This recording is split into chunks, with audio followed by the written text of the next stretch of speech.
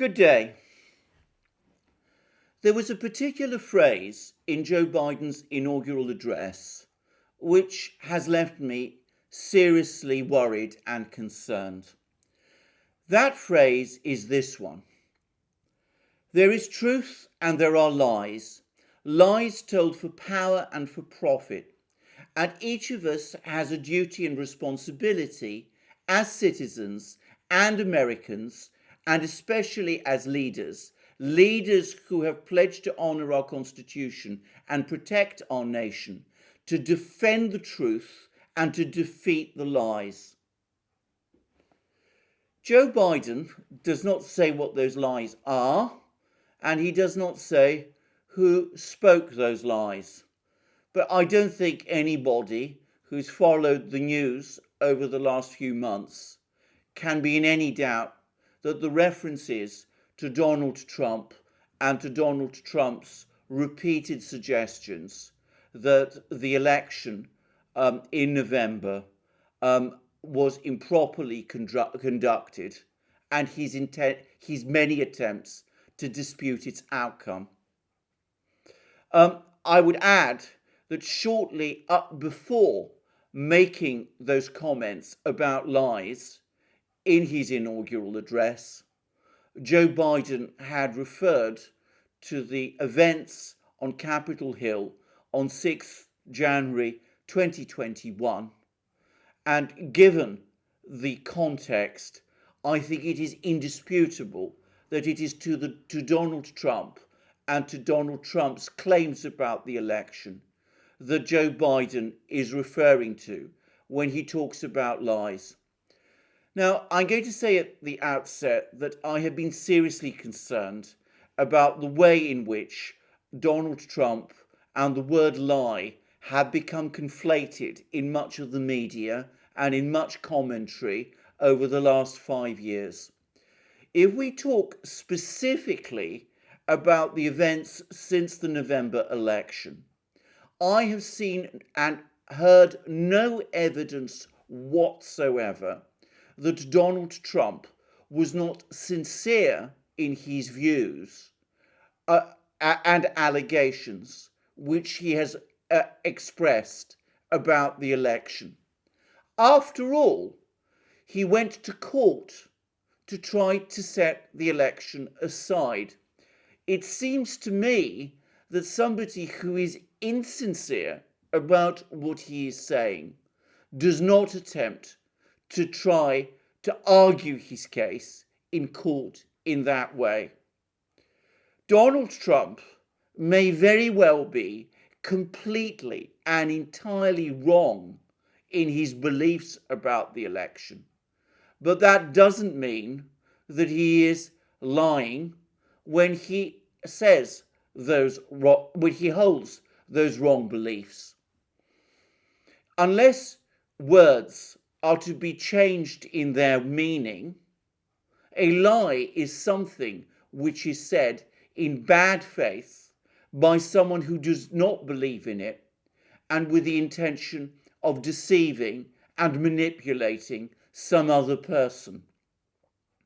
Unless and until I hear evidence that Donald Trump was acting in bad faith, I think that the use of the word lie in connection with him and all that he said and did following the election is unwarranted. I say this because, of course, there have been lies, many lies said over the course of Donald Trump's presidency. But the worst and greatest one, the one that has done the most damage, is almost certainly not a lie that Joe Biden himself would ever acknowledge to be a lie. That lie is the lie that was spread in 2016, that gained force in 2017, that was the subject of an investigation by the FBI, which morphed into an investigation by special counsel, that Donald Trump had stolen the 2016 election by entering into some sort of collusion arrangement with the Russians. I say that was a lie because I have no doubt at all that though many people sincerely believed that claim to be true, the people who originally hatched it did so in bad faith. Now, I think this becomes very clear and very obvious if we look at the central document, the key document, which forms the principal basis of this allegation. This is the document known as the Steele dossier, which was put together by the former British agent Christopher Steele, largely, as it turns out, on the basis of evidence, or rather, I should say, information provided to him by a Russian expat and staffer at the Brookings Institution, Igor Danchenko. This document set out in lurid detail an extraordinary and bizarre arrangement between Donald Trump, who had allegedly been compromised by the Russians, to arrange, to conspire with them to steal the 2016 election.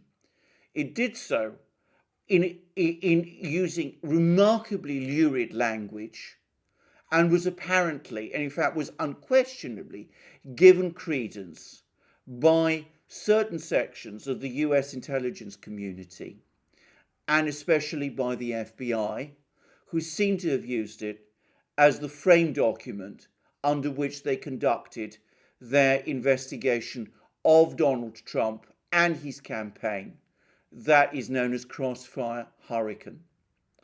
Now, it has now, I think, been conclusively established that Igor Danchenko largely made up the contents of the dossier.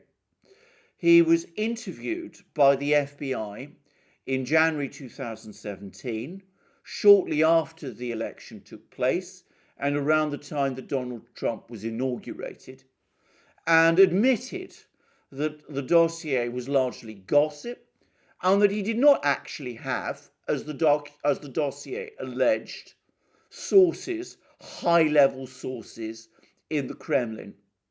Shortly after, he went to ground and has basically dropped out of circulation.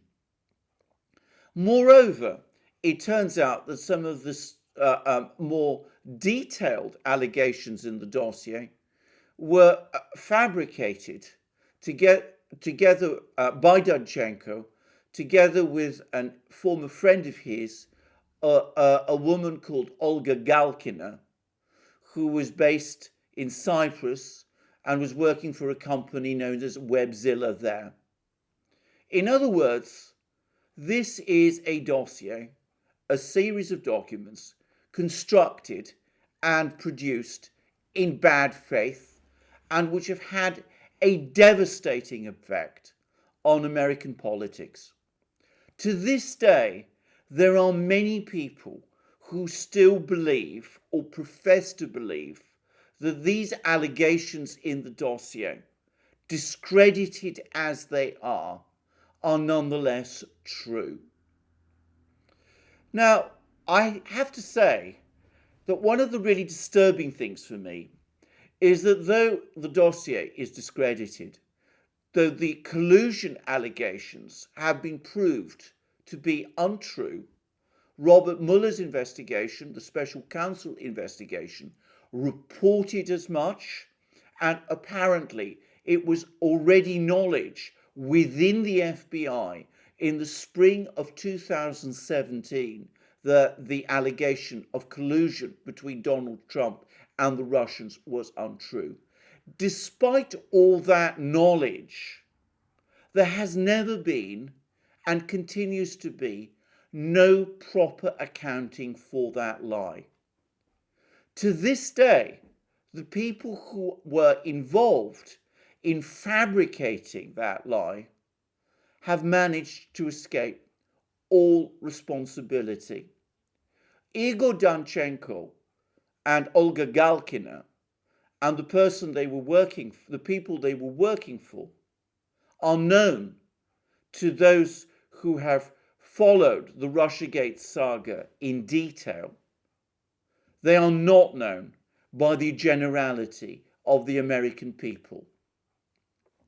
Indeed, there have been some curious twists in this story, including one that claims that Igor Danchenko was in fact a Russian agent and that the dossier was actually Russian disinformation intended to create problems in the election. I'm going to say straight away that I consider that claim to be utter nonsense for the simple reason that the dossier is so absurd, as I pointed out in two articles I wrote for the Duran, one on the 11th of January 2017, shortly after it was published, and another which was published by the Duran on 31st March 2017, in which I said in those articles that the dossier was so absurd, so grotesque, that anybody with any knowledge of Russian affairs would immediately know that it was untrue. If Russian intelligence had wanted to create it, to create genuine disinformation, they would have made it far more plausible, not so absurd that it would be immediately recognized for the absurd document that it actually was. There's been no real accounting for Russiagate. There is an investigation by special counsel John Duran, but no one has much hope or expectation that it will come to very much. There are rumours circulating that a report by the House Intelligence Committee established that the ICA, the intelligence assessment that was published in January 2017, is fundamentally flawed, and that most of the intelligence community, the US intelligence community, decided over the course of 2016 that it was, as a matter of fact, wrong that Russia wanted Donald Trump to win the 2016 election, and that the prevailing desire in Moscow was to see Hillary Clinton elected President of the United States. The reason for that being that Clinton was a known quantity to the Russians, whereas Donald Trump was not. Supposedly, this report, which is said to be 50 pages long, has been locked away in a safe by Adam Schiff, the current chair of the House Intelligence Committee, though it seems that John Durham, the special counsel who is investigating or supposed to be investigating the Russiagate investigation, has a copy. Well, we will see. But I will say this: until such time as the Russiagate lie is exposed for the lie that it was, up until the moment when it can be said conclusively to the American people by the American government that there was no collusion or possibility of collusion between Donald Trump and the Russians, this bad situation, which was created by Russiagate, will fester. Until that happens, it is fair to say that Donald Trump is someone who has been far more lied about than has ever said lies himself. Thank you for joining me on this program. Please follow me on this channel. Please check out our other channels, the Duran and Alex Christophorou's channel, and please also join us in our other platforms, BitChute, Rumble, Odyssey, and the rest, and support us on PayPal, Patreon, and Subscribestar. Lastly, please don't forget to come to our shop to get all the great things which you will find there. Thank you very much for joining me and listening to me in this broadcast, and please join me for my next one.